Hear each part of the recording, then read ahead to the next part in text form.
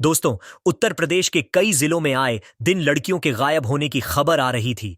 यह बात सन 2011 की है। चारों तरफ यही चर्चाएं हो रही थीं। लड़कियां कहीं से भी गायब हो जाती थीं। एक बार गायब हो गई तो वापस कभी नहीं मिलती थीं। इसी बीच एक काबिल ऑफिसर जिनका नाम मीनाक्षी यादव होता है, बतौर एएसपी के पद पर उनकी एक जिले में पोस्टिंग होती है। दोस्तों, कहानी में नाम गोपनीय रखे गए हैं। यह काल्पनिक है तो उधर से आईजी साहब के ऊपर भी दबाव बना हुआ था कि कैसे भी इस मैटर को सुलझाओ। वह 24 घंटे सिपाहियों को गश्त करने का आदेश देते हैं, लेकिन कोई फायदा नहीं होता। इसके बाद मीनाक्षी मैडम एक खतरनाक फैसला लेती है और खुद ही एक वैश्य का भेज बनाकर यूपी के हाईवे पर खड़ी हो जाती है। फिर दोस्तों, ऐसा गजब होता है कि पूरा का पूरा गिरह उनके जाल में फंस जाता है। लेकिन कैसे? मीनाक्षी यादव ने क्या किया था? आखिर लड़कियां कहां गायब हो जाती थीं? आइए जानते हैं पूरी कहानी की सच्चाई इस वीडियो में। लेकिन वीडियो में आगे बढ़ने से पहले आप सभी से निवेदन है कि आप वीडियो को एक लाइक कर दीजिए। और हमारे था वह लड़की वापस से मिलती ही नहीं थी।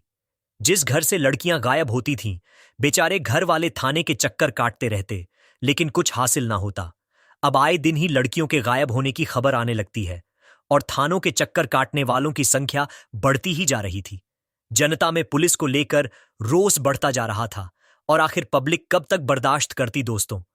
फिर वह दिन भी आता है जब पब्लिक इकट्ठी होकर रोड पर उतर जाती है और धरना प्रदर्शन करने लगती है। पुलिस हाय हाय के नारे लगने लगते हैं और प्रदर्शन को बढ़ावा देते हैं विपक्ष के नेता, क्योंकि आपको मालूम तो होगा ही कि विपक्ष के नेता आग लगाने में माहिर होते हैं। अब मुख्यमंत्री की कुर्सी हिलती नजर आ रही थी तो डायरेक्ट मुख्यमंत्री जी एंट्री भी इसमें हो जाती है और वह बड़े बड़े ऑफिसर को दबाव देने लगते हैं। अब मुख्यमंत्री जब बड़े ऑफिसर पर दबाव देते हैं तो फिर मामला क्या हो सकता था? तो सभी बड़े अधिकारी, आईजीडीजी साहब, अपने एरिया के एसपी, डीएसपी, थानेदार सबको हड़का लगते हैं। तो एसपी मनोज त्यागी इस मामले को गंभीरता से लेते हैं और तुरंत एक मीटिंग करके सभी थानेदारों को बुलाते हैं, जो भी थाना उनके अंतर्गत आता था। एसपी साहब सभी पत्रे लगा देते हैं, पुलिस की निगरानी तक बढ़ा देते हैं, लेकिन हासिल कुछ भी नहीं होता है। लड़कियां अभी भी गायब हो रही थीं। अब धरना प्रदर्शन और भी ज्यादा बढ़ गया था।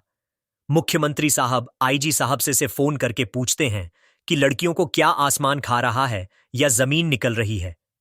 आखिर लड़कियां जाती कहां हैं? तुम पुलिस वाले करते क्या हो? सिर्फ सैलरी तनख्वाह ले रहे हो और चैन सुकून की नींद सो रहे हो। जब आईजी साहब पर फटकार पड़ती है तो इधर वह एसपी साहब की कमान कस देते हैं और एसपी मनोज त्यागी जी को सख्त वार्निंग दी जाती है कि आपको 5 दिन का समय दिया जाता है। जल्द से जल्द इन ग्रहों का पता लगाकर पर्दा फास्ट करो या फादो, नहीं तो तुम्हारा ट्रांसफर कर दिया जाएगा। अब दोस्तों, एसपी साहब अपना पूरा जोर लगा देते हैं, लेकिन इस तरह के ग्रहों को पकड़ना तो दूर की बात थी, उन्हें कोई सुराग तक नहीं मिलता है। उधर पुलिस थाने से लेकर एसपी आवास तक पब्लिक का धरना प्रदर्शन बढ़ता ही जा रहा था। पुलिस हाय हाय के नारे लगना शुरू हो गए थे। इतना कुछ होने के बाद वहां से एसपी साहब का ट्रांसफर कर दिया जाता है। उनकी जगह पर एक तेज तर्रार, काबुल बहादुर, ईमानदार एसपी मीनाक्षी यादव की यहां पर पोस्टिंग की जाती है। मीनाक्षी मैडम बहुत बहादुर, तेज तर्रार और ईमानदार थी। उनकी दहशत जहां वह काम कर चुकी थी बहुत ज्यादा थी। वह दिल्ली एनसीआर एरिया में पहले रह चुकी थी और उनके नाम से वहां के गुंडे कांपते थे। बहुत ही खूबसूरत, खतरनाक एसपी थी। जैसे ही मीनाक्षी यादव एसपी का पदभार संभालती है तो उधर धरना प्रदर्शन तो चल ही रहा था। फिर मीनाक्षी मैडम धरना प्रदर्शन कर रहे लोगों के बीच आती है, उन्हें शांत कराती है और बोलती है कि आप लोग हम पर भरोसा कीजिए। हमें बहुत दुख है कि आपके घर परिवार से आपकी बहन, आपकी बेटी, आपकी भांजी भतीजी, कोई ना कोई रिलेशन की होगी जो गायब हो रही है। हमें इस बात का बहुत दुख है। मैं भी एक लड़की हूं और आपका दर्द भली भांति समझ सकती हूं। बस आप लोग हम पर भरोसा रखिए, थोड़ा सब्र कीजिए। मैं कुछ ना कुछ करूंगी और बहुत जल्द ही करूंगी, क्योंकि अभी अभी मैंने यहां पर पदभार संभाला है। इस एरिया को समझने में मुझे 2-4 दिन का समय लगेगा। आप हमें थोड़ा वक्त दीजिए, आप लोग शांत हो जाइए। अब दोस्तों, भीड़ से बहुत लोगों की आवाजें आने लगती हैं। भीड़ के लोग गुस्सा थे, वह बोल रहे थे कि मैडम कब तक शांत रह, बहुत दिनों से यही हालात है, कब तक बर्दाश्त करें? क्या हमारी बहू बेटियां जब बिल्कुल ही विलुप्त हो जाएंगी तब जाकर पुलिस वाले एक्शन लेंगे? एसपी मैडम उन्हें समझाती है और बोलती है, अगर आप ऐसे ही धरना प्रदर्शन करते रहेंगे तो कोई भी गलत आदमी पकड़ में नहीं आ पाएगा, क्योंकि वह आपके धरना प्रदर्शन से डर कर या तो अपने काम को बंद कर देगा या कुछ दिन के लिए शांत बैठ जाएगा। इसलिए बेहतर यही है कि आप लोग शांति से घर बैठ जाइए और हमारे ऊपर भरोसा रखिए। फिर मैडम वही माइक से ऐलान करती है और अपना फोन नंबर सबको लिखा देती है। बोलती है कि कहीं भी किसी को भी संदिग्ध आदमी दिखाई दे तो आप हमें तुरंत कॉल करना, और ऐसी किसी भी तरह की कोई मुसीबत आए तो आप हमें डायरेक्ट कॉल करना। आपको थाने में जाने की जरूरत नहीं है, मैं सब कुछ मैंने मैनेज कर लूंगी। अब लोगों के बीच कानाफूसी शुरू हो जाती है।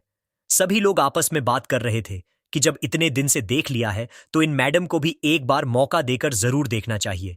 अब आम लोगों की भी सहमति बन जाती है और वह धरना प्रदर्शन बंद कर देते हैं और मैडम से बोलते हैं कि मैडम मेहरबानी करके जल्द से जल्द कुछ ना कुछ कीजिए। मैडम उन्हें संतोष देती है, लेकिन खुद भी बहुत टेंशन में आ जाती है कि आखिर गिरह को कैसे पकड़े, क्योंकि उनके पास कोई जादू की छड़ी तो है नहीं थी कि हाथ की एक हाथ से घुमाओ और गिरोह पकड़ में आ जाएगा। वो बहुत सोचती हैं, लेकिन उन्हें कोई रास्ता दिखाई नहीं देता है। फिर वह अपने अंतर्गत आने वाले सभी थानों के दरोगा को बुलाती है। फिर इंस्पेक्टर दरोगा सभी पुलिस वालों से बोलती है कि आप सभी कोई ना कोई आइडिया मुझे दीजिए, आप सभी की सलाह में मानूंगी। सबका अपना अपना दिमाग होता है और कोई ना कोई तो अच्छा आइडिया दे देगा, चाहे वह इंस्पेक्टर हो चाहे सिपाही हो। मैं सबकी कद्र करती हूं। मैडम की यह बात सुनकर सिपाहियों के बीच बहुत ही हर्ष उल्लास की भावना पैदा हो जाती है। वह अपना सीना चौड़ा कर लेते हैं कि एसपी मैडम हमारी इज्जत कर रही हैं। सभी को कुछ ना कुछ उपाय सोचता है। मैडम सभी की बात सुनती है, पैथ आजमाए जाते हैं, लेकिन नतीजा कुछ हासिल नहीं होता है। लड़कियां अभी भी गायब हो रही थी, कभी कॉलेज से, कभी हॉस्पिटल से, तो कभी जॉब से कई। इसी तरह से लड़कियां अचानक उठ रही थीं। इसके चलते लड़कियां घर से निकलने पर 10 बार सोचती थीं, लेकिन कब तक घर से नहीं निकलेगी, क्योंकि किसी को नौकरी पर जाना है, किसी को कॉलेज जाना है, किसी को मार्केट जाना है। सभी के कुछ ना कुछ जरूरी काम होते हैं। आखिर यह कब तक चलेगा? लेकिन बीच बीच में मीनाक्षी मैडम उन्हें आश्वासन देती थी कि फिलहाल कुछ दिनों के लिए लड़कियां घर से बाहर ना निकलें। अब दोस्तों, लड़कियों का घरों से निकलना थोड़ा कम हो गया था। अब वह गिरोह अपना शिकार ढूंढ रहे थे, लेकिन शिकार मिल नहीं रहा था। गिरोहों के ऊपर से भी फोन आने लगते हैं कि अभी माल डिलीवर क्यों नहीं हो रहा है, कुछ तो करो, नहीं तो हमारा धंधा चौपट हो जाएगा, क्योंकि इनके तार विदेशों से जुड़े हुए थे। लड़कियों को किडनैप करके सीधा विदेश भेज देते थे और वहां उनसे गलत काम कराया करते थे। जब एसपी मैडम ने सब कुछ करके देख लिया, कोई रास्ता नहीं निकल रहा था, तो अंत में मैडम एक खतरनाक फैसला कर लेती है और अपने अंतर्गत आने वाले जितने भी थाना, उनके सब इंस्पेक्टर और इंस्पेक्टर दोनों को बुलाती है। सभी इकट्ठा होते हैं, उनके सामने यह अपना एक पक्ष रखती हैं और बोलती हैं, मैंने एक निर्णय लिया है, उनमें मुझे आप लोगों का साथ चाहिए और साथ भी ईमानदारी, बहादुरी और दिलोजान से चाहिए। सभी मैडम का साथ देते हैं, उनका आश्वासन देते हैं। फिर दोस्तों, एक स्टिंग ऑपरेशन शुरू होता है। मैडम एक वैश का भेज बनाती है और अपने गले के लॉकेट में अपने शर्ट के बटन में कैमरा लगा लेती है, जिसका वीडियो रिकॉर्ड कंट्रोल एक थाने में हो रहा था, जहां 24 घंटे 2 इंस्पेक्टर की ड्यूटी लगी हुई थी और कुछ पुलिस की टीम हर वक्त हथियार लेकर कंट्रोल रूम के आदेश पर कार्रवाई करने के लिए बिल्कुल तैयार थी। और फिर मैडम एक वैश्या बनकर मेन हाईवे पर मार्केट से थोड़ा अलग ससा में चल देती है। मैडम छोटे छोटे कपड़ों में अपना पर्स लेकर, लिपस्टिक लगाकर और गले में लॉकेट डाले हुए जिसमें कैमरा लगा हुआ था, जाकर हाईवे पर खड़ी हो जाती है। फिर एक जो ग्रहों का खबरी था उन्हें खबर देता है कि हाईवे पर एक लड़की खड़ी है। गिरह वाला तुरंत खबर पाकर मैडम के पास पहुंच जाता है, उनसे बातचीत करता है। उसको देखते ही वह समझ जाता है कि यह तो ऐसे ही मान जाएगी, इसके साथ जबरदस्ती करने की कोई जरूरत भी नहीं है।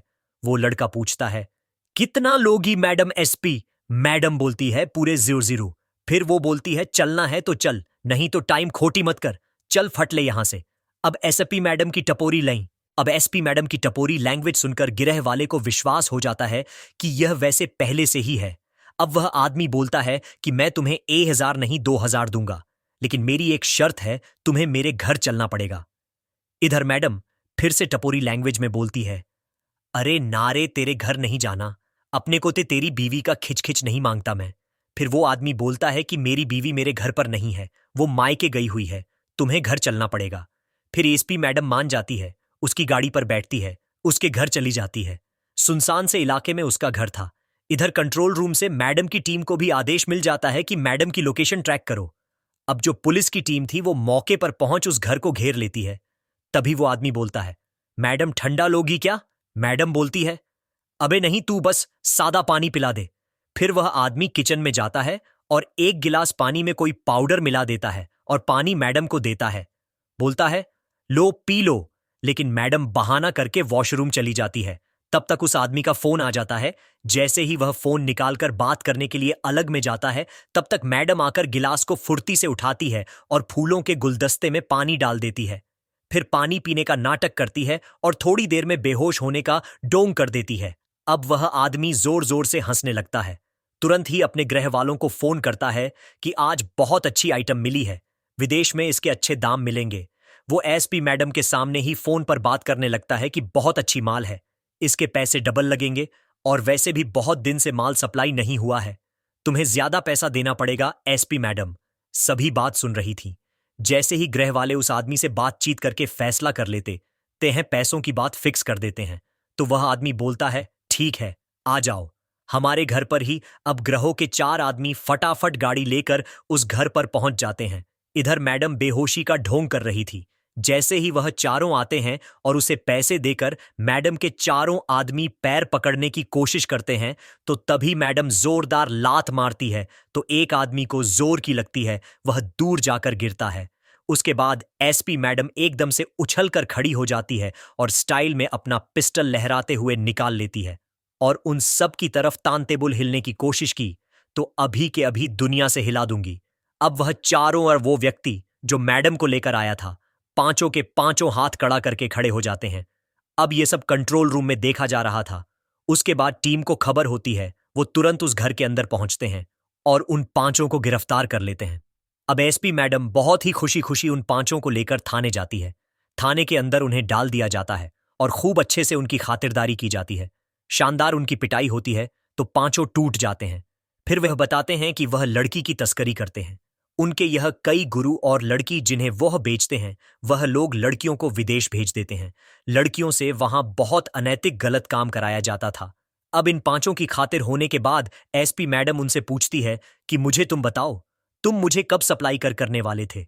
अगर मैं बेहोश हो जाती, तुम मुझे कब सप्लाई करते? तो वह बताते हैं कि कल शाम को समुद्र तट पर। तब मीनाक्षी मैडम उन्हें बोलती है कि तुम अपनी टीम को फोन कर दो कि हम लड़की सप्लाई करने वाले हैं, और फिर उनसे अच्छी तरह से लोकेशन पूछ लेती है कि किस लोकेशन पर सप्लाई होनी है। फिर मीनाक्षी मैडम अपने बड़े ऑफिसर को फोन करती है कि हमें बहुत ज्यादा पुलिस बल चाहिए होगा, और उन्हें कई पुलिस बल प्रोवाइड भी कर दिया जाता है।